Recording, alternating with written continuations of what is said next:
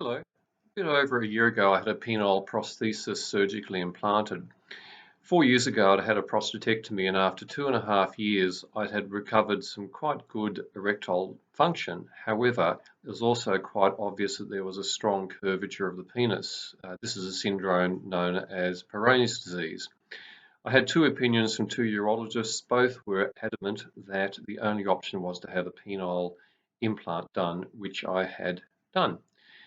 There are two main types or two main brands of prosthesis on the market in our country, and I'll leave it to you to look up the website for the manufacturer that your urologist chooses. Read up on the website. It's just so important to get good knowledge before you go into this quite significant operation.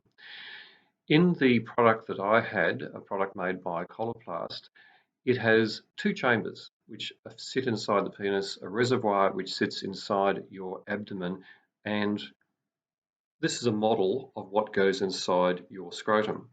It's quite large.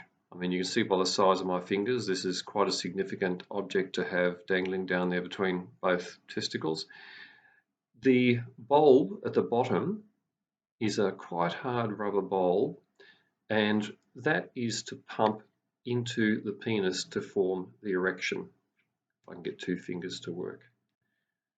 15 or so pumps and you have quite a workable erection in the two chambers, in my case, so the model I've got, or the one chamber in the other brand on the market.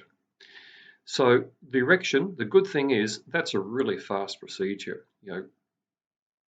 That's not hard to do if you've got a reasonable level of dexterity in your fingers.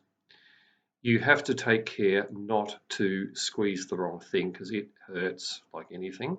You only do it a few times before you learn where to do it, and it's probably better that you do it than your partner does it because you have the ouch factor much quicker if you hit the wrong spot. Getting it erect, easy, it does the job.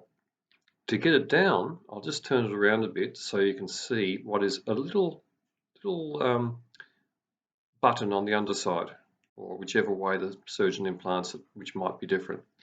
You have to squeeze that with one hand and squeeze your penis with the other to deflate it.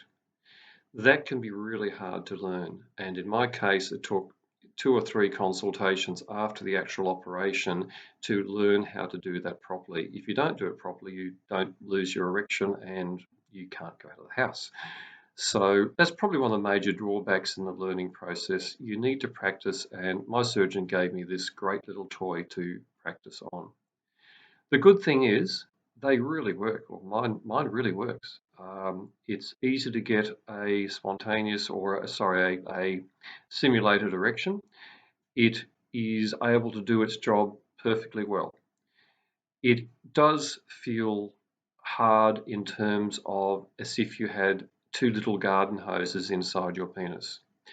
And that can be off-putting at first. However, you still get the same sensation from your glands and you're still able to have a perfectly adequate intercourse from the male point of view.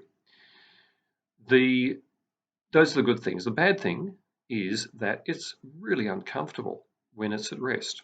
Now, what happens is a normal male penis will sit to the left or the right or wherever done or likes inside your underwear. With this, there are two chambers inside which when they bend, when the penis collapses into the underwear, form what are called dog ears. And they can be very uncomfortable, particularly in the first few months of having the prosthesis. You do get used to it like any discomfort, and the benefit of having it and being able to have intercourse outweighs, in my opinion, my concerns about the discomfort. The other thing you need to realize is these are a rubber device that has a finite life. At some point in the future, years away, we hope, the device may have to be removed and a new one put in, or whatever your urologist says at the time, if there is a failure or if there's bacterial contamination of the surface of the product as well. In that situation, it's quite a major operation with quite sad sort of effects at the time. So be aware of those drawbacks and those future risks. In terms of would I do it again? Yes, I certainly would. So if I was in a situation where I had to have it replaced, I would do so.